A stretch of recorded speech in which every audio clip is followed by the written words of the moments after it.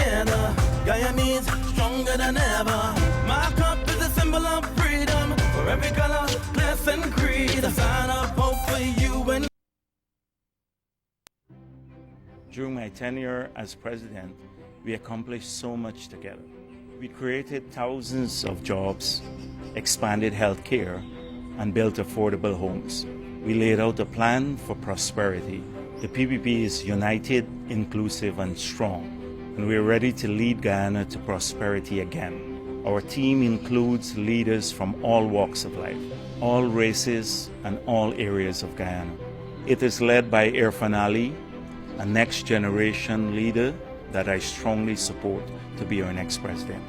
If you're ready for a caring government that generates more jobs and opportunities, vote for leadership that's for all Guyanese. Put your X next to the cup. PPP Civic.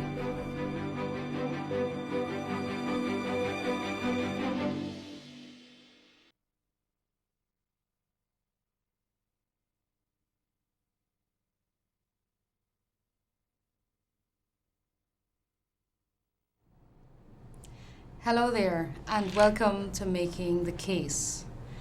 You know, I've been on this program.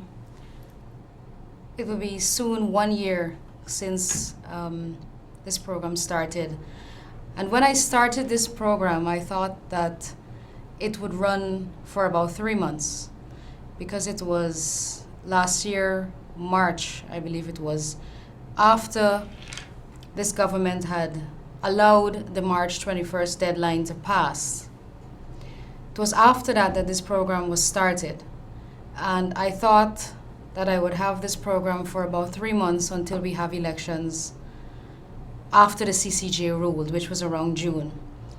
But we are here, it's February of 2020, and not for a moment have I regretted doing this program and being here, spending this time with the viewers on television, on Facebook, and the listeners on Freedom Radio. It has been an honor and a privilege to be here, speaking to you, and of course listening to you. And your feedback on and off air has helped me tremendously. And being on this program has also helped me tremendously. It has prepared me for the campaign trail, and I've seen myself develop and grow, and my potential and my own capacity grow over this almost 1 year now. And I'm very appreciative of that. And so I have the leadership of the party, and I have the viewers to thank for that, for your support and your encouragement over this time. The ad that was just shown was one of our newest ads, and a very inspiring ad, very positive.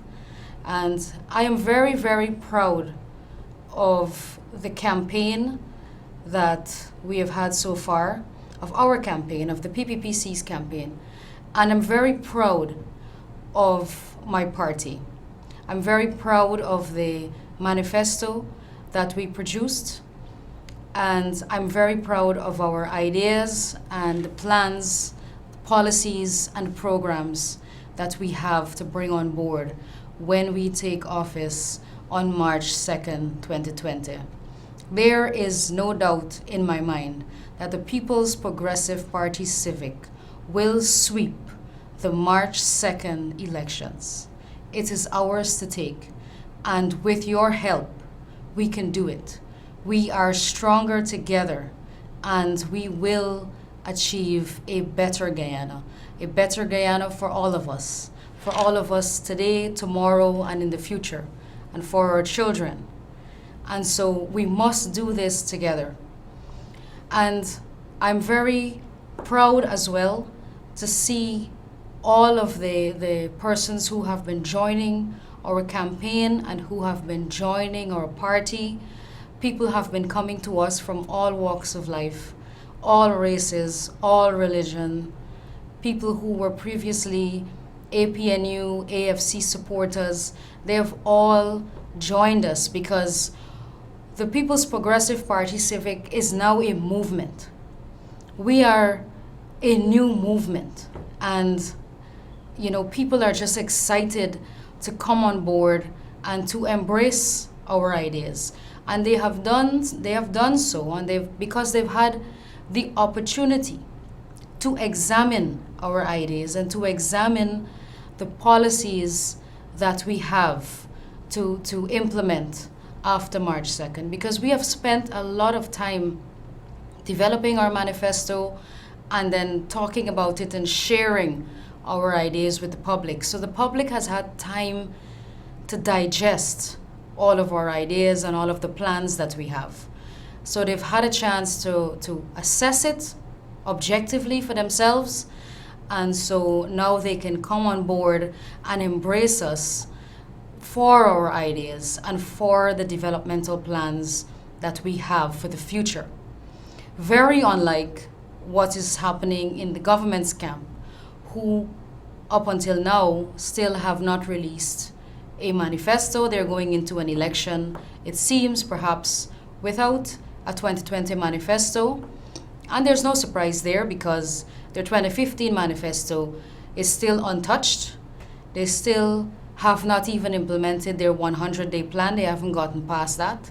And so their 5-year plan, which was from 2015 to 2020, still unfulfilled, empty promises. We know the whole story.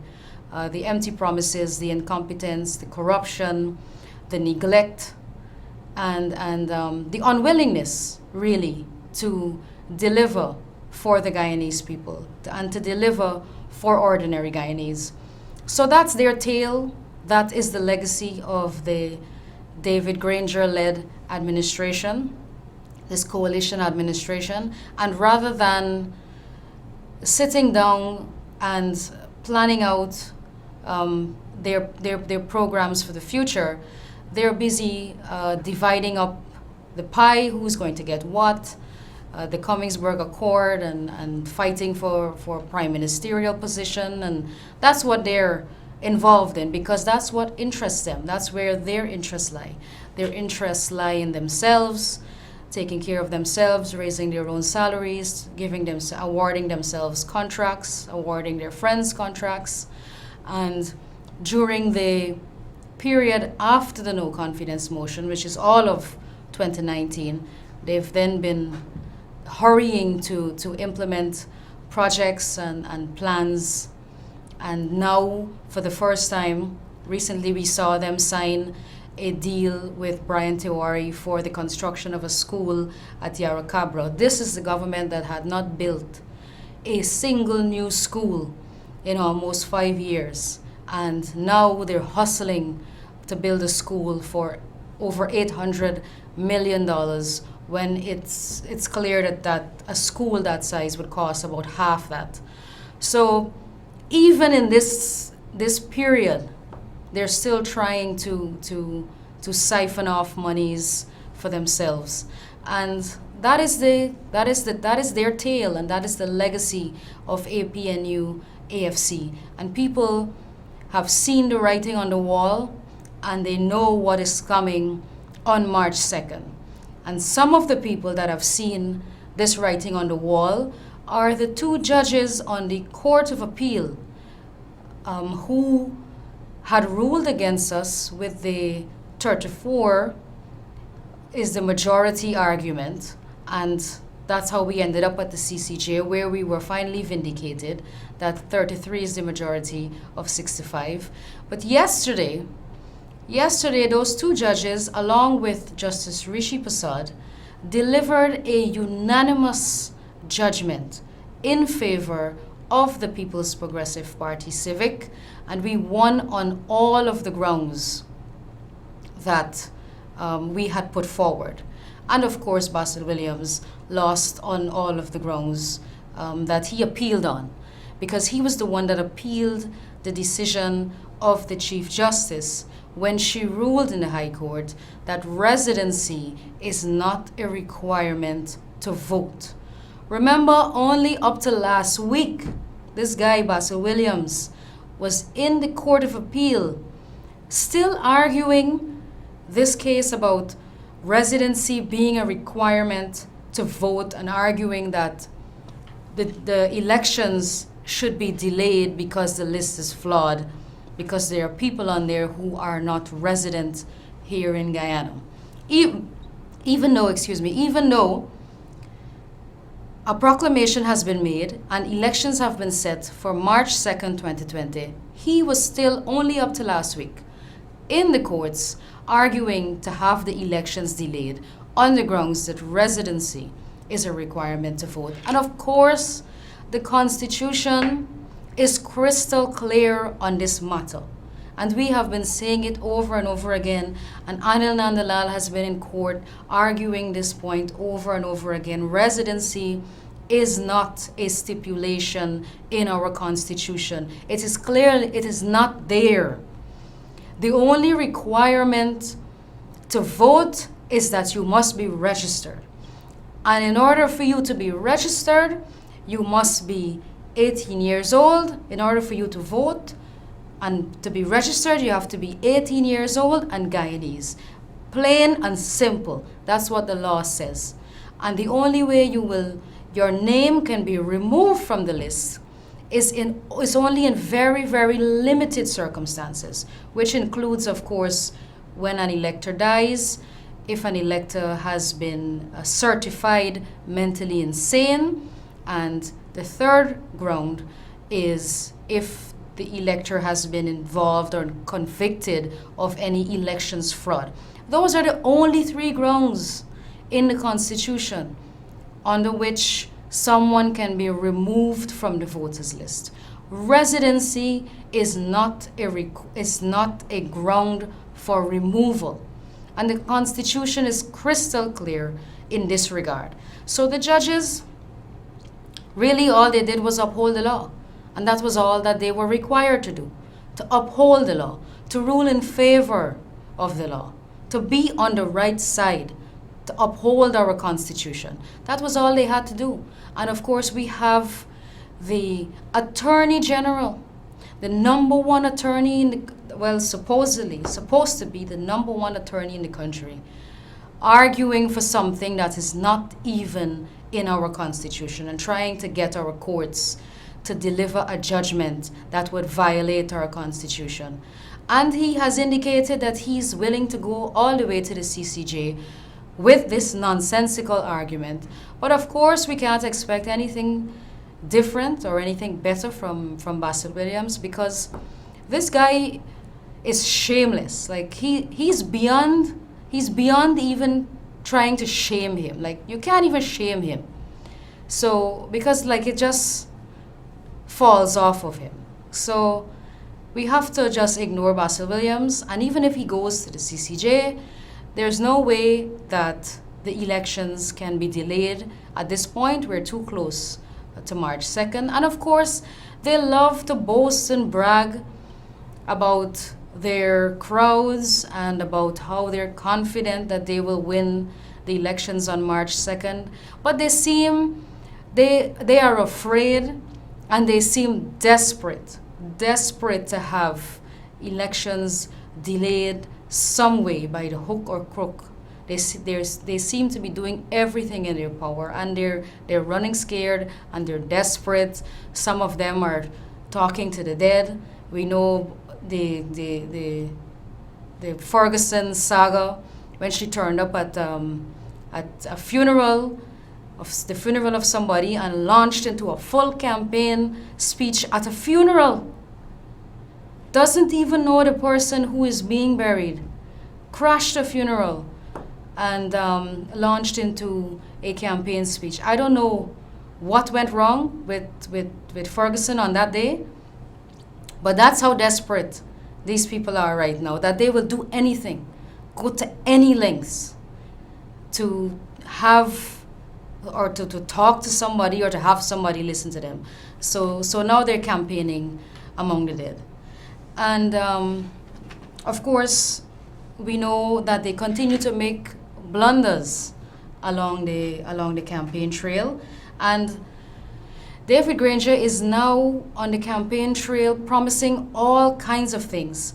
So he was the one that fired closed the estates, sent home 7,000 sugar workers who were directly employed in the sugar industry, and a further 4,000 who were indirectly employed, which is 11,000 people that he put on the breadline. Those people have families, they have wives, they have children, and so that's about, if you're counting 4 persons per family, that's about 44,000 people that are now wondering where their next meal is coming from. We don't know how they've been able to survive almost 5 years now, because bread has been taken directly from their mouths by this administration. And David Granger was the one who ordered a commission of inquiry into sugar and spent millions of dollars hiring commissioners and advisors to tell him whether sugar was feasible or not, whether he should keep the estates open or not. And his own paper, his own study told him, advised him to not close sugar, keep sugar open. Closure would be devastating to the lives of the sugar workers, and it would be devastating to the economy. It would cost the country more long term to close sugar than to keep it open. And we saw what David Granger did, a direct act, an act of victimization, an act of discrimination, where he ignored the findings of that study and still closed several of the estates, putting those people out of a job and taking bread from their mouths. And now he is talking to sugar workers. Now he has a message to sugar workers that he's going to give sugar workers lands. A government that has not created, carved out, or developed a single new house lot in this country is now expecting sugar workers to believe that they are going to give them lands. And lands to do what? I'm not sure if it's lands to build a house, if it's lands for them to farm on. We don't know. And David Granger doesn't know either, because these are the type of vague slogans that you hear, you know, decade of development and these things. And we don't know what that means. A decade is 10 years. No government plans for 10 years. You plan for 5 years, because you have to face the electorate every 5 years. So I don't know where he's going with a decade of development. But even so, let's hear the plans. Tell us what the plans are. Give us the details so that the people can examine the plans and they can decide objectively whether they believe that these plans are feasible or not. Just like what we did with our manifesto. Our manifesto has been out for about a year now. And we are going about on the ground, door to door, sharing our manifesto, because we have tested our plans. We have costed them, and we have put into our manifesto realistic plans, plans that we know that we can deliver on. We could have been very irresponsible and just be thinking on winning the upcoming elections and say, on day one, we will give each child a cash grant of $50,000. But we know we can't deliver that. We know that is not feasible. So we have said, look, we were previously allocating a $10,000 cash grant, and we will reinstate that, and we will double that every year for the next 5 years until we get to $50,000. That is a plan that we have costed, and we know it's feasible. We know that we can do it. And that's why we have made the plan in that manner. We are not just going to get up and start making wild promises. We don't operate like that. We don't operate like that in the PPPC, because we hold we hold ourselves to a higher standard than this APNO AFC. And if we come to the people and we say, this is what we're going to do, we expect that you must hold us to that. It is your duty to hold us to that. And if we come to you and we say, vote for us, that this is what we're going to do. We are accountable to you for those promises and those commitments that we make. So we want to ensure that when we come back to you after 5 years, that we can come with our track record. Just like we can come now in 2020 with our track record from 1992 to 2015, when we took this country from a highly indebted, poor country, not even considered credit-worthy. That was the country that the People's Progressive Party Civic, under the leadership of Dr. Chelly Jagan, inherited in 1992. And they spent about 10 years just trying to clear off our debts and make us credit-worthy again, put our country back on the map, make our country one in which people want to come and invest in. And so we had to balance payments of debt and, of course, managing the economy and ensuring that we govern for the people of this country, and that we allocate whatever little resources that we had after the payment of debt to really bring progress and development to our country. And of course, we were on that path. We were on that path to development. We were on that path to prosperity when it was interrupted in 2015. And don't forget that it was this government who, with their combined majority from 2011 to 2015, were stifling development in this country. They were using their one-seat majority to slash budgets, to block funding for many, many projects, and they were stifling this country, stifling development. They were working against development. And of course, it reflected badly on the People's Progressive Party Civic and on the president at that time, Donald Ramotar, because ultimately he's responsible. He won the presidency. And so this coalition was never interested in governing fairly, was never interested in development, and that was their plan to get to the 2015 election and then to approach those elections in a manner in which they had the solutions and they knew how to fix this country after they had broken it for 4 years before. So that's their intention. That's how they plan to govern. And now that they have power, they haven't done anything for our people. They haven't done anything for ordinary Guyanese. They had a big rally in Linden in which they had to bring people from east, west, north, and south to go to Linden to hold a big rally. And David Granger has no track record in Linden. He can't point to a single project in Linden in which he can say, look, this is my legacy, or this is what I did for Linden, or this is the legacy of my party for what I did for Linden. The People's Progressive Party, on the other hand, can list a long list of accomplishments of what our party has done for Linden. Amelia's Ward, Block 22.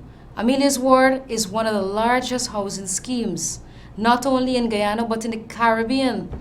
A PPP initiative, built the Linden Hospital Complex, built schools, invested in infrastructure, in healthcare, supported Linden Town Week, supported the Kashif and Shanghai football tournament, always supported the bauxite workers, continued to subsidize bauxite, even though bauxite and sugar have always been difficult. The PPPC never turned, a People's Progressive Party Civic government never turned their backs on Linden, even though Linden had traditionally supported APNU AFC, because that is not who we are as a government and as a people. That is not our ideology. We do not believe in victimization. We do not believe in discriminatory practices or in discriminatory policies. So take, for example, our cash grant that we gave to the students. That cash grant reached every single Guyanese child who was in school, regardless of your race, regardless of your religion, regardless of which party you supported. Every single Guyanese child who was in school was entitled to that cash grant. Take that and contrast it with David Granger's 5Bs program. Bus, bicycle, boat, boots, and breakfast. That's David Granger's 5Bs. But how many communities and how many children across this country, in every region, is benefiting from these 5Bs, from the 5Bs program? He can't list these communities because there are very few. Only a few are benefiting from the bus. I don't know if anybody received bicycles. He said some communities got boats. But this is the problem. The problem is that it is discriminatory because only a few children in some communities are benefiting, if they are benefiting, from that 5Bs program, which they replaced the cash grant with. So not every child is benefiting. And what about the kids in the hinterland? No bus, nor boat, nor bicycle can take those children to school. They need ATVs. What happened to them? The hinterland children don't need to go to school. The hinterland children don't matter to David Granger. That's no surprise there either, because Keith Scott got up in Parliament and called Amerindian people avaricious. He called them greedy. And he did that with impunity. Nobody got up, except on our side, on the opposition side.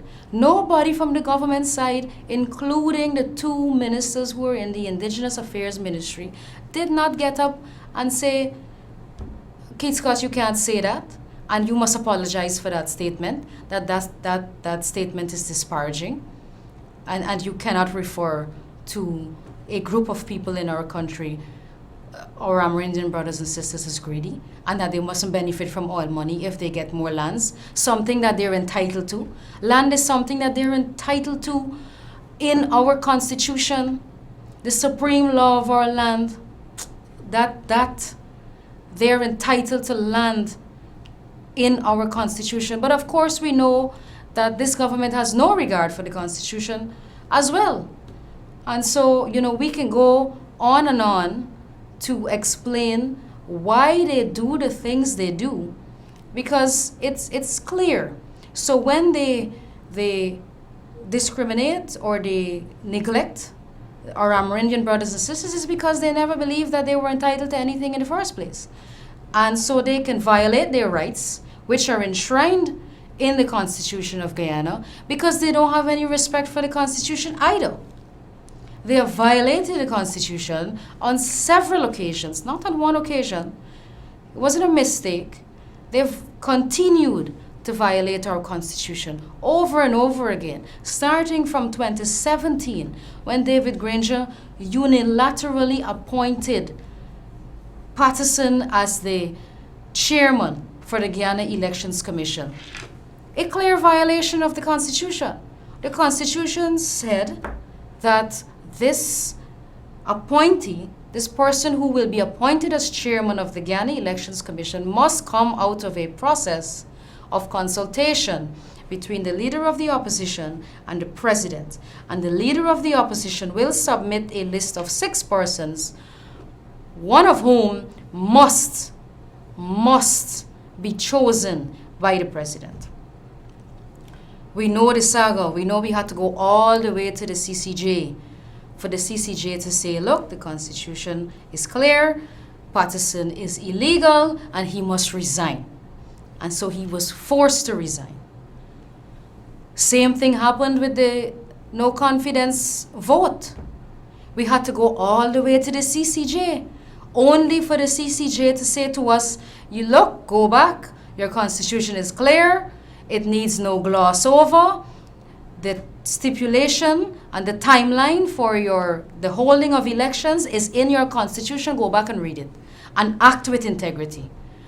Those were the words of the judges on the Caribbean Court of Justice. Your constitution needs no gloss. Go back and follow it and act with integrity. That's what the judges said. And of course, they came back and they said, oh, the judges didn't order a date for elections. Well, the judges didn't order the date because they didn't have to. Because the Constitution is clear. Because the Constitution said 90 days, 3 months. So the judges didn't need to order them. We're not little children. So this is the nature of the people who are coming to us and saying to us, give us another chance. How can you give these people another chance? How can you trust these people with power when you have seen from all indications clearly that they are willing to violate our Constitution? They're willing to walk all over it and to do it shamelessly, regardless of who says what, regardless of even what the judges say, regardless of what our court system says. They're willing to disobey that. They're willing to violate rulings of our court. Put aside all of their incompetence and all of the corruption for a minute and just think about that. Just think about these people in office who are willing to disobey, to disregard, to violate our Constitution and the laws of our land. The same people who swore to uphold these laws and to uphold our Constitution when they took their oath of office, they're willing to violate that document, that sacred document. They're willing to do that just to hang on to power and to remove democracy. They don't want us to have free and fair elections. From day one, that was the plan. That was the sinister plan. Put Patterson there, have him do the dirty work, and then they violated the Constitution when they didn't obey the 3 months deadline for calling of elections, and then now they want people removed off of the list, claiming that residency is a requirement, and they try to pull all these tricks. Remember, they tried to have the 20,000 persons removed from the list at one point a few months ago, fighting their three commissioners, the three government commissioners, fighting to have the 20,000 persons' names removed because they didn't pick up their ID cards. Another clear attempt at violating our Constitution, which clearly says you don't need an ID card in order to vote. The only thing that is a prerequisite to voting is that you must be registered, which means that your name must be on the list. And as long as your name is on the list, you are entitled to vote. You have to vote. And those of you who are listening and watching me this evening, that message is for you as well. You have to vote, and you must be allowed to vote as long as your name is on the voters list. It doesn't matter whether you have an ID card or not, whether you possess it, whether you lost it, whether GCOM never give you one. It doesn't matter. If you have your passport, you can go with that. If you don't have your passport or you don't have any document that identifies you, but your name is on the list and you go to the right polling station where your name is listed, nobody can stop you from voting. And so you must insist that you get to cast your vote. And these elections are critical. These elections are crucial because we are voting to uphold democracy, to return democracy. It's not just about getting rid of an incompetent government that has failed. It's also about standing up for democracy. And where were these smaller parties? Many of them are coming around now. They hold press conferences from their hotels and from safe places where they're comfortable in their AC rooms, and they're holding press conferences and talking about all kinds of fancy subjects like constitutional reform and campaign financing laws and all of these sophisticated things. But where were they? Where were they when this government was violating and continues to violate our Constitution? Where were they when they disobeyed the ruling of the CCJ, the apex court? What would it have cost them to go on the streets and hold a placard for you? What would it have taken from them to go out there and join in a protest? Even if you don't want to join in the PPP's protest, start one of your own, but at least take a stand for democracy. What is the point of releasing manifestos and putting forward all of these plans and proposals for the elections of March 2nd if we don't have free and fair elections in this country? What is the point? Because if we do not have free and fair elections, it means that APNU and AFC will steal the elections. And then none of our plans, whether it's PPP plans, whether it's Change Guyana or any other party's plans, none of it would be implemented if we don't have free and fair elections. So what would be the point? The point is that the People's Progressive Party Civic has been the only party that has taken this fight, that has taken up this struggle, doing the heavy lifting, going on the streets, protesting. Our supporters who believe in this cause have been joining us, and we were the ones that took to the streets and put pressure on this government to call elections early. And had we not done so, we weren't even going to get elections in 2020. So we can still celebrate a victory that we have a date for elections, March 2nd. It is still an early date, and we are going to those elections, and there is no doubt in my mind that we are going to win these elections by a landslide. By a landslide. And with your help, and with you believing that we can do that, and with you realizing the importance of your participation on Elections Day, with you realizing the power that you have in your hands to take a stand as well. You're not only voting for the People's Progressive Party Civic, you're not only voting for us, you're voting to restore democracy. You're voting to secure the next election in 2025. You're voting to secure that right to participate freely and fairly in the next elections, because you know, all of you who are watching and listening to me tonight know that the People's Progressive Party Civic will never be a party that tries to take away your democratic right to elect a government of your choice. You know that. We have no history of doing that. Only one party in this country has a history of trying to take away democracy, undermine democracy, and to interfere with the electoral process, and that is the PNC. They are the party that does that. They have the ideology to do that. We do not do that. We don't have to do that, because our track record, our plans, and the people that we have on board to implement these plans cannot match the PNC or the APNU or whatever they call themselves. They cannot match. You can't compare the two records. So you be the judge, and you will have a chance, thanks to the People's Progressive Party Civic, who's been standing up for all the rights of all Guyanese. Because when we were fighting for those 20,000 names, for example, to remain on the list, we don't know who those persons were. To us, it didn't matter, because as long as you're Guyanese, you should be allowed to vote, whether you have an ID card or not. And our law is clear. The laws are clear that you don't need to produce an ID card to vote. And so we were just going to stand up for what is right.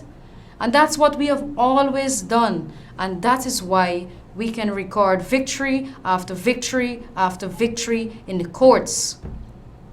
when we said the house to house was illegal, because on the basis in which it was being carried out, which was to remove people from the list, and we said it is illegal and it is undemocratic and it is unconstitutional, we were vindicated. That is why the process came to an end. That is why the Claudette Singh stopped the house-to-house registration, because it was useless after that. After the Chief Justice said you can't remove people, you can't deregister people from the NRR. So that rendered the entire house-to-house process illegal, unnecessary. And so we have always been on the right side. We find ourselves on the right side of history, and I think our party has acted responsibly. We have been brave, our supporters have been brave, and we continue to urge all of our supporters to continue to be brave. Just on nomination day last month, we were going peacefully on our way to hand in our lists at the Humanayana. Peacefully. APNU AFC went before us, jumped the line, went ahead, no problem. They went and they submitted their list. But what did they do? You saw the news. They didn't go home. They stayed on the road, stayed on the street. Several of their leaders were there, egging them on. They wanted to confront us. They were waiting for us on the streets, trying to intimidate us. And of course, we brushed past them. We're not afraid of them. We're just going to peacefully hand in our list. This is just nomination day. The elections haven't come yet. And this is the fear. They have no confidence. And they are fearful that they will lose the elections, and this is why they're desperate. But we went there with all the confidence and with our supporters with us who were brave, and we just cast them aside and went and submitted our list. No harm done, no foul play, and that was that. We had a wonderful nominations day. And it's the same thing that we ask of you to do on March the 2nd. Go out early, cast your vote, join the line, doesn't matter how long it is, stand peacefully in line and ensure that you get to vote. Bring out the young people, speak to them, speak to everybody, bring out your neighbors, go out in a group if you have to, and go and vote. And then you can go home and celebrate after, because once you have done your part and everybody across this country does their duty and go out and support our party, vote for the CUP, vote for the People's Progressive Party Civic. As long as you go out there and you do that, victory is assured. Victory will be certain. And this victory will be a landslide. And this country will once again be put on the path to prosperity with your help. Stronger together, we can do this. I'm going to go to the phone lines now because the phone lines have been going crazy. Caller, good evening. Hello? Hello? Hello? Hi, good evening. You're on the air. Good evening to you. You know, the APNU AFC, they campaign on honesty and decency. Yes, sir. But the entire Guyanese people know what is happening in this country, because this is not 1960. Mm-hmm. Imagine a government hiding 18 million US signing bonus for 1.5 years. And the entire cabinet said they never get anything. Imagine the Minister of Finance there on TV say he don't know. Imagine he responsible for all the money in this country. And he don't know. He thought it was a gift. They get it. Mm-hmm. Imagine these people have left 55 billion US dollars on the table of Exxon. Mm-hmm. If people want to have this number, 55 billion US. And then people then just got the temerity to say they're honest. Mm-hmm. Then people up on national TV said, no, close non-sugar estate. And for the time they're going forward, so they knock off most of the sugar workers. They said they're going to implement no new tax.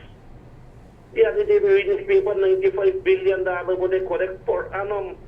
More. More. Taxes. More. Dana more they collect. Then say, I can remember in Parliament when Clement Rose he attacked them from the table. This man can look after crime. No, them minister look after Minister of Security and do over 600 more than they got in 4.5 years. So these people, them, just fancy grades and I got no presidential material in the got it. The man attack on minister, vice minister, both the people who said of telephone me and laugh for the okay, president, you got minister, vice and minister, both. So, same thing, then this man, if you look at the You know, I tried to avoid saying that, but somebody called it and said it, so that's good. Dorman Park. It's so ridiculous. Study them around for this drug ban. Oh God, you get it. How these people are honest? Me just, this thing really kind of a strange place. Yep. Thank you. Yes, thank you, caller. You know, sometimes you gotta laugh because if you really study this APNU AFC, they would really drive you insane. They would frustrate you because it's so incredibly ridiculous to stand under a banner, to put your face alongside the words honesty and decency. To know that, just one example, the $18 million, as the caller said. I mean, he can go on and on with the drug bond and one thing after the other.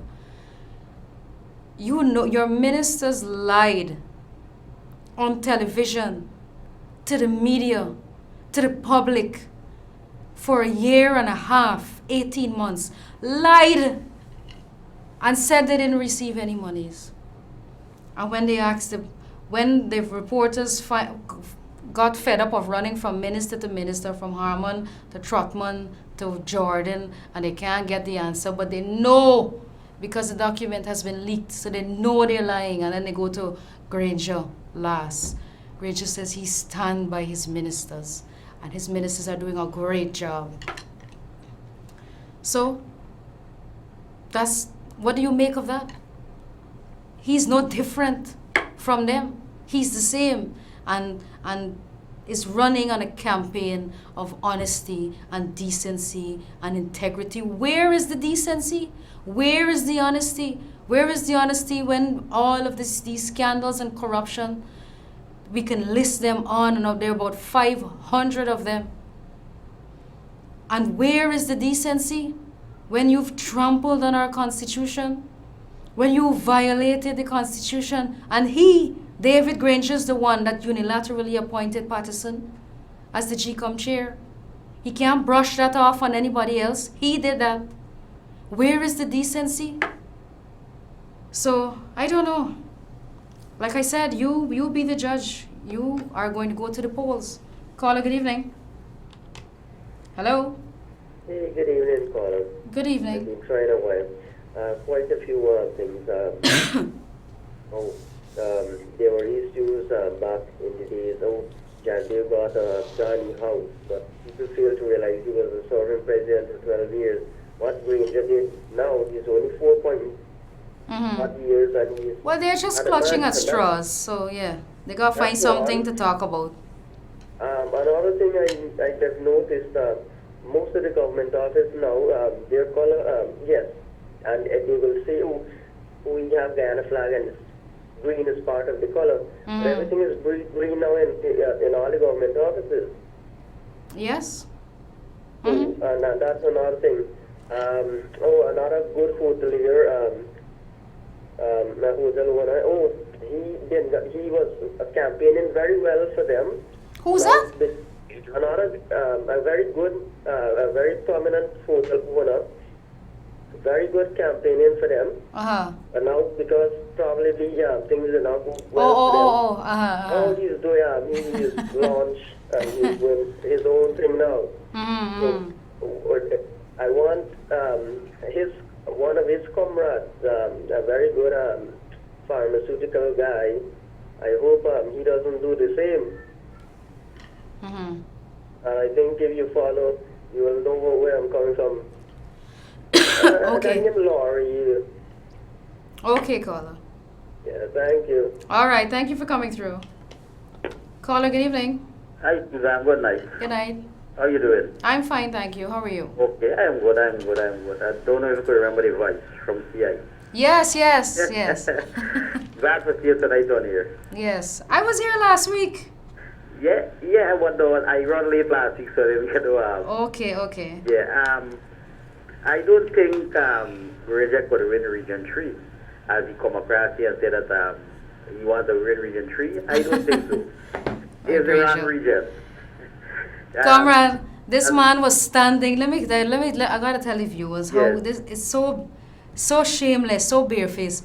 He's standing at the synthetic track built by the PPP, and saying PPP did nothing for this region. You can't get more shameless than that.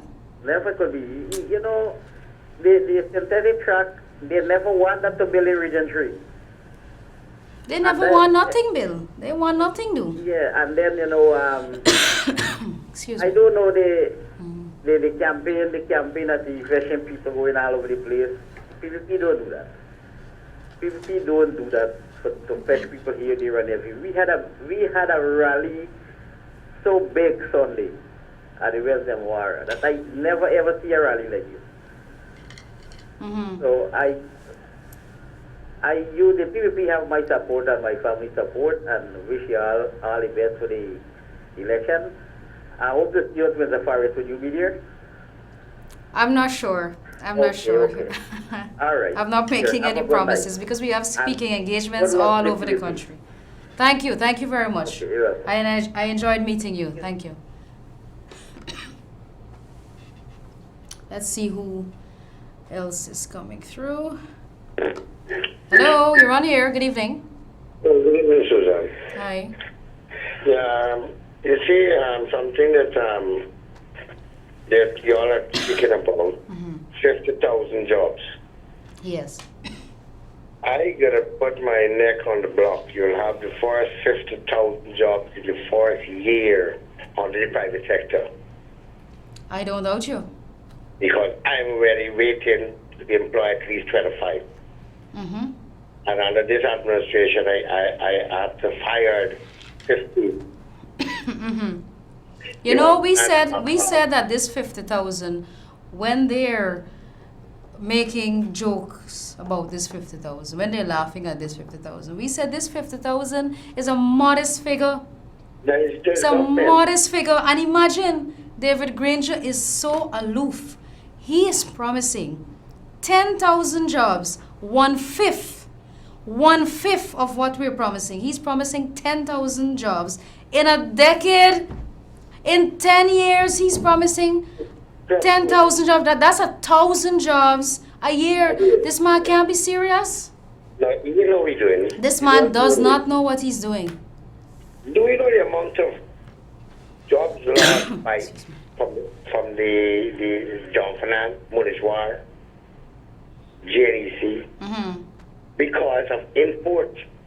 I used to import 7 containers a month. I imported 2 a year. Wow. Because the poor people who support all business don't have money. And people don't understand it.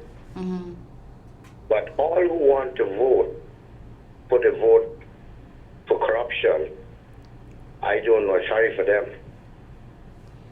You know, Because even when we go in power, we have no oil money. The 300 million is due. yeah. And And we already have a bill enough. for 10 billion. I'm only worried about the treasury were empty, the reserve gone, Yes. and the debts that is in this country. They're creating more and more and more. Yeah. They've borrowed $900 million. Yeah. And these are facts. Anybody who wants to refute this can go and check it for themselves. Yeah. All right. I leave space for next caller. Yes, Bye-bye. okay. Thank you for coming Have a through. nice night. Yeah, Same bye. to you. You know, even if he doesn't know, even if David Granger doesn't know the figures, if you just think about it, he came up with 10,000 jobs in a decade. even if you're not sure on how many jobs to promise, just think about sugar alone. We can verify that we lost 7,000 jobs that were people who were directly employed by the sugar estates and 4,000 who were indirectly employed. That's 11,000 jobs already. That's just in sugar alone, 11,000. And you're promising 10,000 jobs in 10 years? Come on. Come on. Can't be serious. Caller, good evening. Hi, good evening, Susan Rodrigues. How are you doing? I'm great, thank you. Okay, are we going to follow somebody who's going to Cuba for treatment every 3 months? Are we going to follow a 5-1 healthy candidate? Well, there you go. I mean, the choice is clear.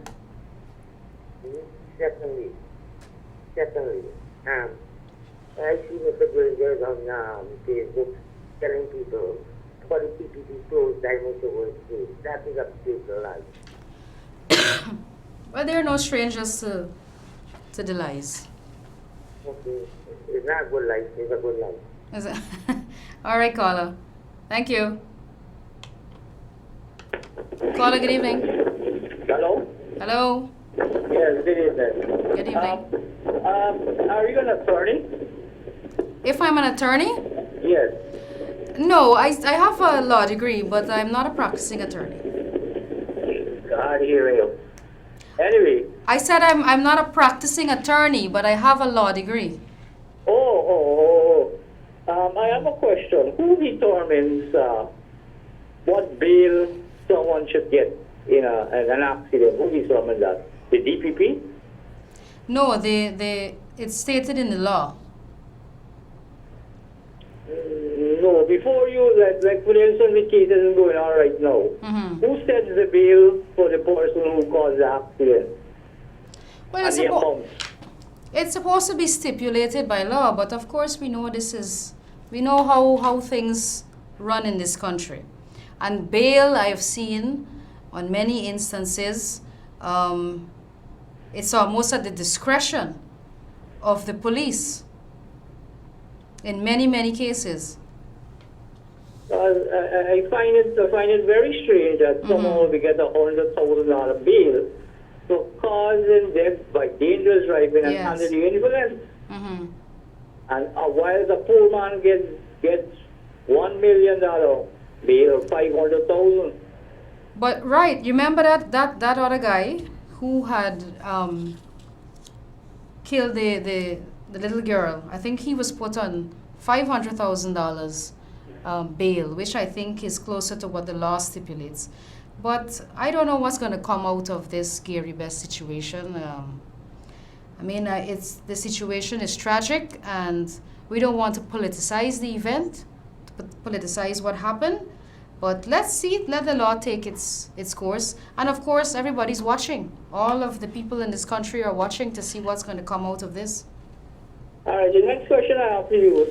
Can you tell me offhand, what is the amount of voters eligible to vote in the 2020 election? How much was the amount? 400,000, 500,000, what was the amount? You know? The list that came out has a roughly 661,000 electors on the list. Oh, okay.